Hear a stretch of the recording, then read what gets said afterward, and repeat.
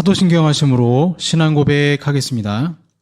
전능하사 천지를 만드신 하나님 아버지를 내가 믿사오며 그 외아들 우리 주 예수 그리스도를 믿사오니 이는 성령으로 잉태하사 동정녀 마리아에게 나시고 본디오 빌라도에게 고난을 받으사 십자가에 못 박혀 죽으시고 장사한 지 사흘 만에 죽은 자 가운데서 다시 살아나시며 하늘에 오르사 전능하신 하나님 우편에 앉아 계시다가 저리로서 산자와 죽은 자를 심판하러 오시리라. 성령을 믿사오며 거룩한 공예와 성도가 서로 교통하는 것과 죄를 사하여 주시는 것과 몸이 다시 사는 것과 영원히 사는 것을 믿사옵나이다. 아멘. 찬송하겠습니다. 예수 나를 위하여 찬송가 144장입니다.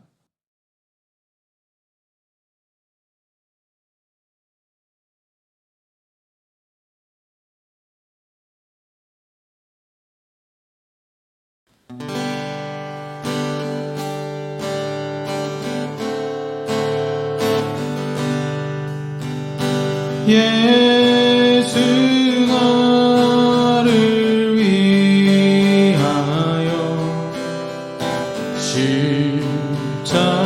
십자가를 질 때 세상 죄를 지시고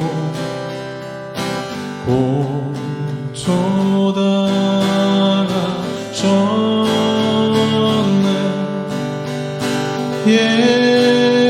예수님 예수님 나의 죄 위하여 보배 피를 흘리니 죄인 받으소서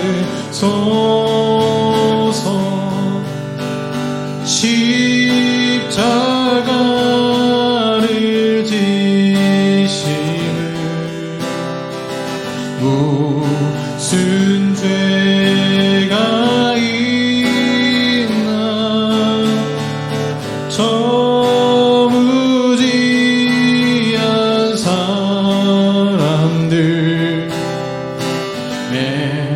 메시아 죽였네.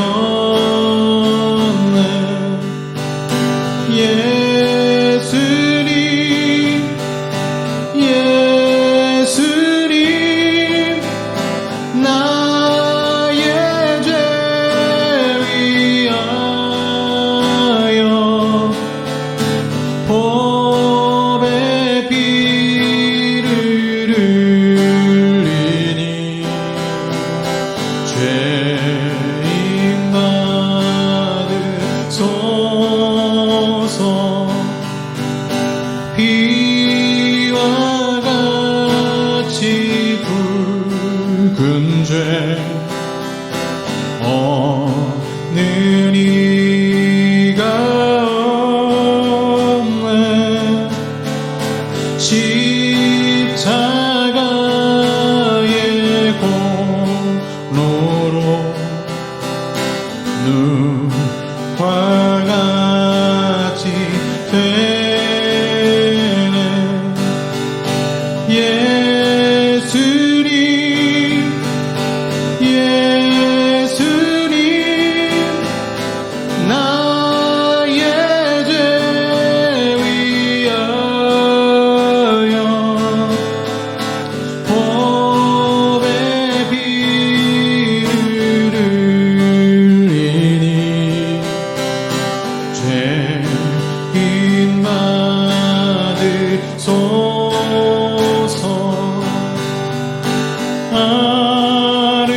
아름답다 예수여 나의 좋은 친구 예수 공로 아니며 영원히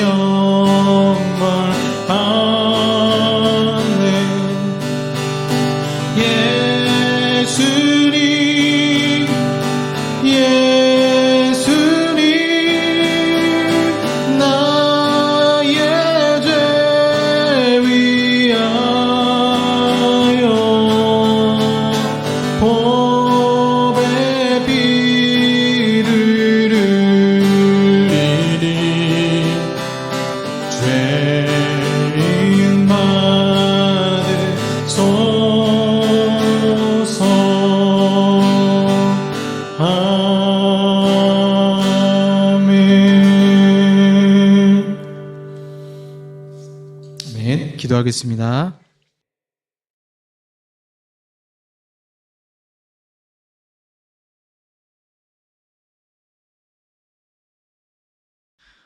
허물 많고 약한 우리를 사랑하신 아버지 하나님 감사드립니다. 주의 십자가 아니면 우리가 무엇을 자랑할 수 있겠습니까?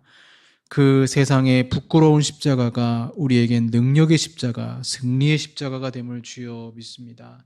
십자가에 달리신 예수 그리스도를 바라보면서 컴퓨터 초기화하듯 우리의 마음도 다시 순수한 회복과 주님 바라보는 열정이 회복되게 하시고, 아버지 하나님, 이 고난주간 새벽 기도를 통해서 하나님께 영광 돌리고 하나님의 음성 듣기를 원합니다.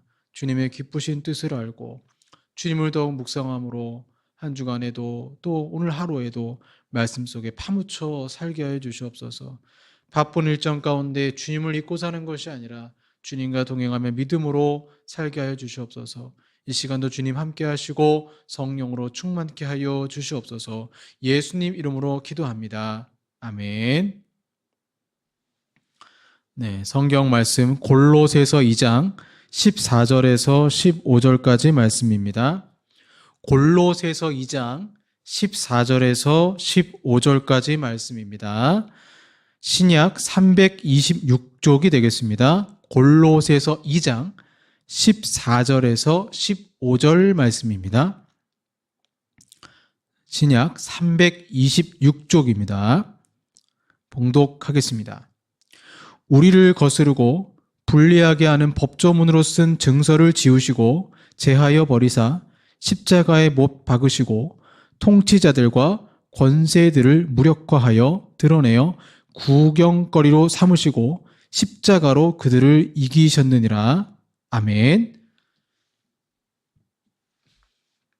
네, 오늘은 승리의 십자가라는 제목으로 말씀 나누도록 하겠습니다. 1949년 중국이 공산화될 때 당시 기독교 인구가 430만 명에 지나지 않았습니다. 그런데 지금은 1억 명이 넘죠. 이들 가운데는 백투 예루살렘 문제가 있다고 하는 분들도 있지만 의도는 좋은 것 같아요. 이슬람권을 넘어서 예루살렘까지 복음을 전해야 된다. 여기에 엄청나게 많은 중국인들이 지원하기도 합니다. 중동 사람들이 미국은 당연히 싫어하고 그나마 좀 중국 사람들 호의적이잖아요. 그래서 이제 좀 복음이 전해지기 쉽다라고 하는데, 그래서 일부 선교학자들은 중국이 미국을 제치고 제1의 선교 국가가 될 수 있다라고 예측하는 분들도 있습니다. 공산 국가가 예수님을 믿게 되어지고 그 나라가 바뀌게 되는 것, 이건 하나님의 역전이죠. 역전의 은총 아니겠습니까? 성경의 많은 이야기들이 역전의 이야기죠. 노예로 끌려갔던 요셉이 총리가 되거나, 목동이었던 다윗이, 도망자 다윗이 왕이 된다거나, 기생의 아들이었던 사사 입다, 근데 민족을 이끌게 되죠. 포로로 끌려갔던 다니엘이 총리가 됩니다. 거지 나사로 천국에 가지 않습니까? 예수님의 제자들까지 다 역전의 주인공이에요. 성경에 나오지 않지만 인류 역사에서도, 일반사에도 하나님은 당신의 백성들을 기억하시고 역전하셨죠. 일본 침략기 시절 그 누구도 예상하지 못했던 히로시마 원자폭탄 투하는 하나님이 대한민국 독립을 한 방에 해결하신 사건이었습니다. 하나님은 이처럼 역전의 명수이신 것이죠. 조선시대 문신 류성룡이 쓰던 말 중에 괴일루만이라는 말이 있습니다. 이 뜻은 중요한 하나만 붙들고 나머지는 흘러보낸다라는 뜻입니다. 베트남의 독립 영웅으로 여기는 호찌민이 강조한 말 중에 이불변 응만변이라는 말이 있습니다. 이 말이 현재 베트남 정신의 뿌리라고 하는데요.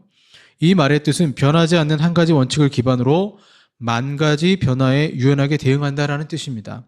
이 말을 성경적으로 대입을 해보면 이런 뜻이죠. 하나는 하나님만 붙들면 다 잡은 것이다 라는 뜻으로 말할 수도 있고요. 또 하나는 하나님이 불변하시는 한 가지다. 그래서 어떤 상황에서도 하나님만 붙들면 어떤 것도 대응해서 이길 수 있다라는 말이 될 수 있죠.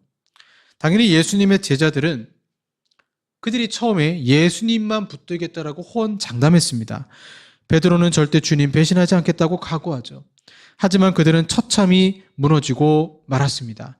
이유가 무엇입니까? 놀랍게도 십자가 때문입니다. 십자가는 아무리 생각해도 하나님의 역전 방법과는 기존과 많이 달랐던 것입니다. 요셉이 꿈 해석으로 인생 역전이 됩니다. 다니엘은 사자굴에서 살아남습니다. 욥은 하나님이 나타나셔서 욥의 편을 들어주셨습니다. 뭔가 부활의 역사가 이들의 삶에 있었죠. 그런데 십자가는 제자들이 봤을 때 그걸로 끝이에요. 예수님이 십자가에서 죽으셨다? 우리는 이제 끝이다? 그래서 처음에 제자들은 십자가에 달리신 예수를 보며 우리는 실패했고 우리는 망했다라고 생각한 것입니다. 하나님의 관점 무엇입니까? 반대죠. 십자가가 끝이 아니라 십자가로 승리한다라는 거예요. 여러분, 왜 십자가가 승리입니까? 예수 그리스도가 예루살렘 외곽에서 못 박혀 돌아가셨을 때 세 가지가 그 십자가에 못 박혔잖아요. 마가복음 15장 24절에 첫 번째는 예수님 자신이 못 박혔다고 말하죠. 그들은 예수님을 십자가에 못 박고 나서 이렇게 나오잖아요. 로마 관습에 따르면 십자가형을 받은 사형수의 손목과 발목에 무거운 쇠못을 관통시켰습니다. 로마 군병들은 예수님께도 그렇게 했죠. 이를 들고 성경은 못 박아 죽였으나 라고 말하죠. 그렇기 때문에 예수님은 죽은 자 가운데서 살아나신 후에 제자들에게 손에 있는 자국과 못자국을 보여주셨죠. 그래서 예수님은 실제로 자신이 십자가에 못 박혔다라는 것을 보여주심으로 자신이 구약의 제사 제물처럼 제물이 되신 것을 성경은 예수님이 실제로 십자가에 못 박혔다라고 증거한다라는 것입니다. 또한 예수님이 죽으실 때 십자가에 같이 박힌 것이 있는데요. 바로 총독이 작성한 명패였습니다. 요한복음 19장 19절에 패를 써서 십자가 위에 붙이니 나사렛 예수 유대인의 왕이라. 이렇게 하나님의 이건 의도적인 섭리였죠.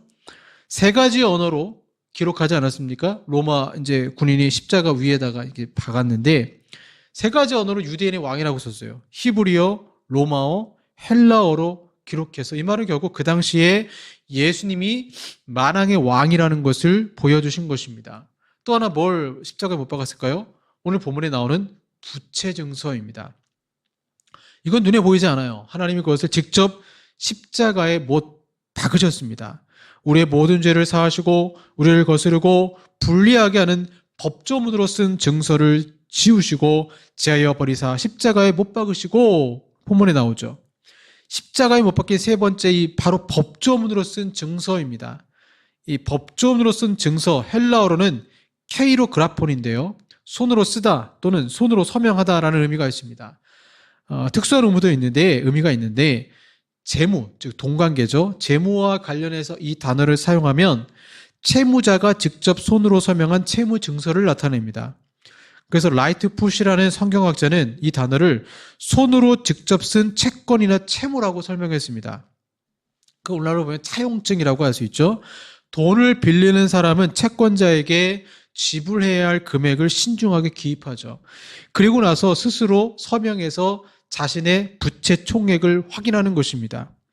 그래서 이 법조문에 쓴 증서는 결국 채무증서를 말하는 거예요. 무엇의 채무증서? 죄에 대한 채무증서가 쓰여 있습니다. 그러면 이 빚이 도대체 얼마나 될까요?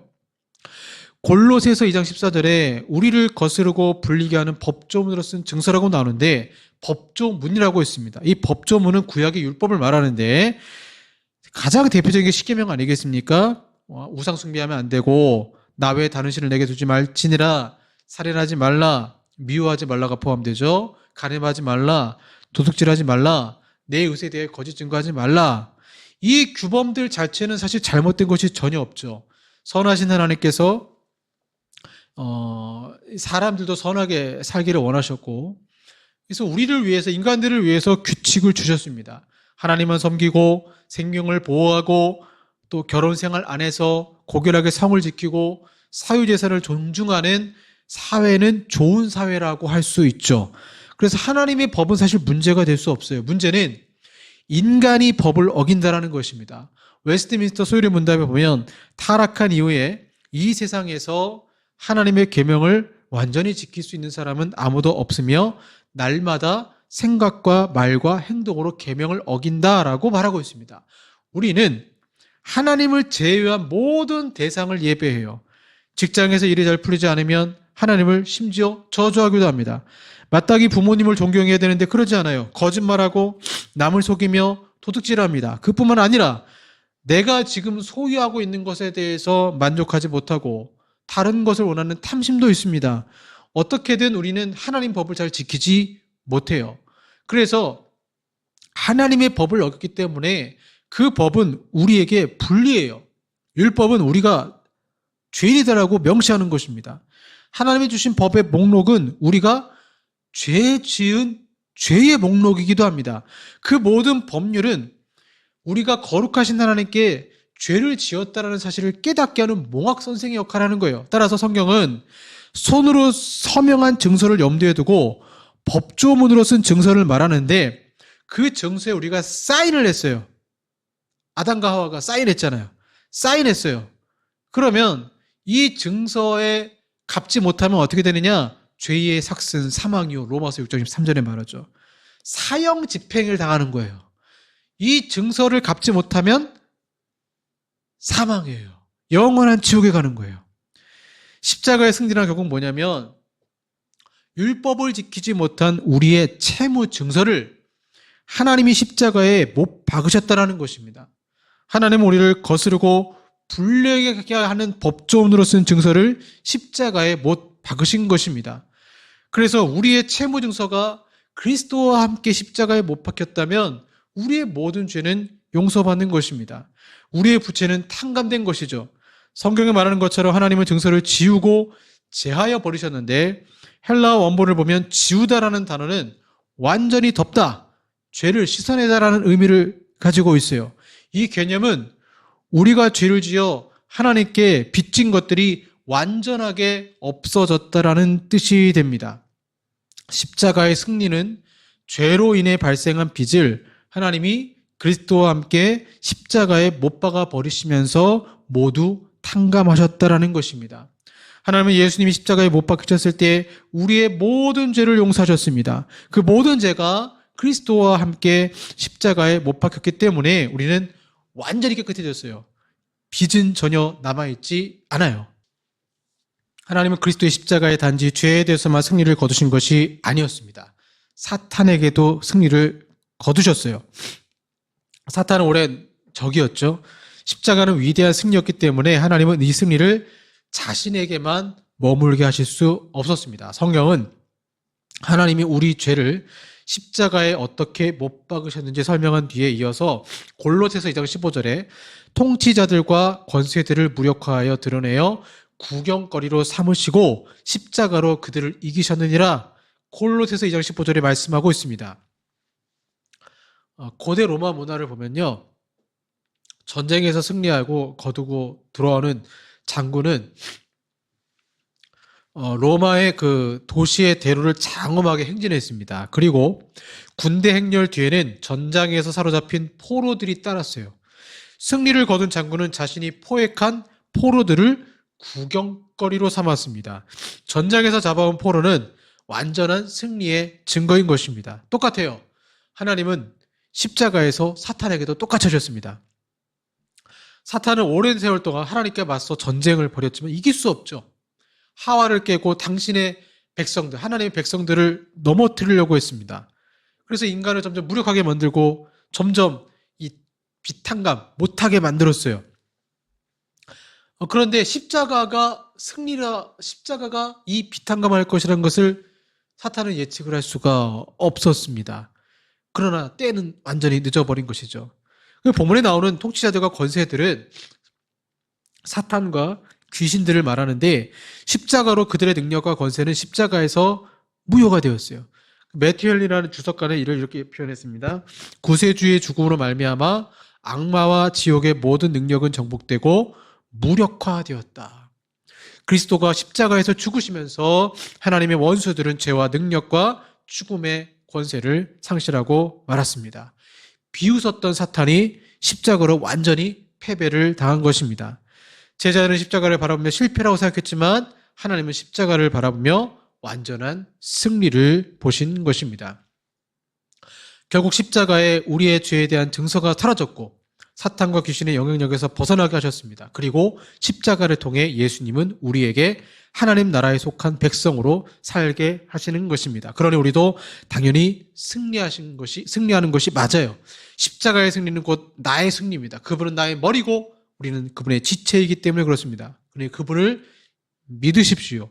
죄책감에 시달리지 마십시오. 예수님이 이미 우리의 죄를 용서하셨습니다. 십자가를 보며 눈물 흘려야 하지만 또 한편으로는 감사의 마음을 절대 잊어서는 안 됩니다. 십자가로 승리하셨기 때문입니다. 찬양하겠습니다. 십자가에서 그는 내 이름 바꾸셨네.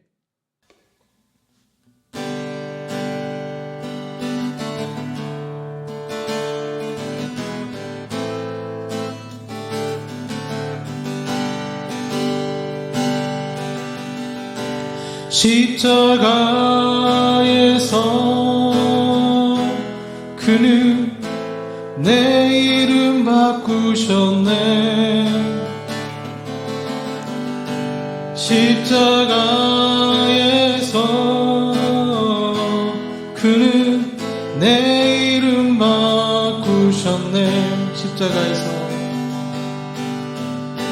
십자가에서 그는 내 이름 바꾸셨네.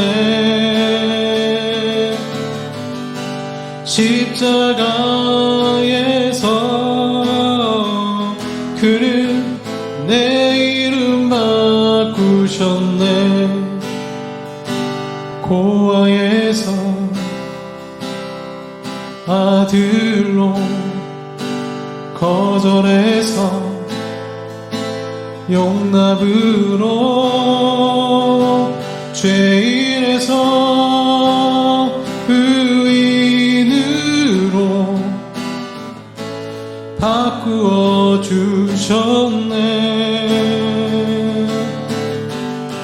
십자가에서 그는 내 이름 바꾸셨네. 십자가에서 그는 내 이름 바꾸셨네. 저주에서 축복으로 원수에서 연인으로 창기에서 신부로 바꾸어 주셨네.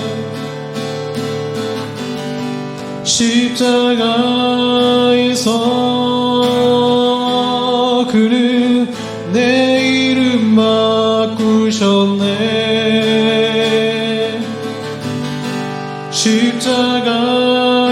십자가에서 그는 내 이름 바꾸셨네.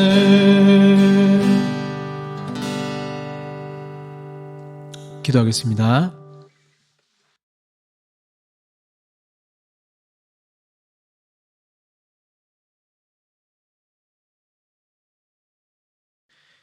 십자가에서 죄인을 의인으로 만들어주시고 승리를 주신 아버지 하나님 감사드립니다. 이 위대한 영적 승리가 우리의 삶 속에 이어지게 하시고 오직 우리도 하나님을 바라보면서 십자가에 달리신 예수님 보면서 십자가의 법조문과 함께 내 자아도 못 박히고 새로운 피조물로서 이 땅 가운데 살게 하여 주시옵소서. 오늘 하루만큼은 죄된 삶이 아니라 주님께 감사하며 살게 하여 주시옵소서. 이 모든 말씀 우리 주 예수 그리스도의 이름으로 기도하옵나이다. 아멘. 지금은 우리 구주 예수 그리스도의 은혜와 성부 하나님의 사랑하심과 성령 하나님의 교제교토 역사하심이 십자가에 달리신 그 승리의 십자가를 바라보며 나 또한 영적으로 승리하기 원하는 우리 사랑하는 성도들과 한국 교회 위에 영원토록 함께 있을지어다. 아멘.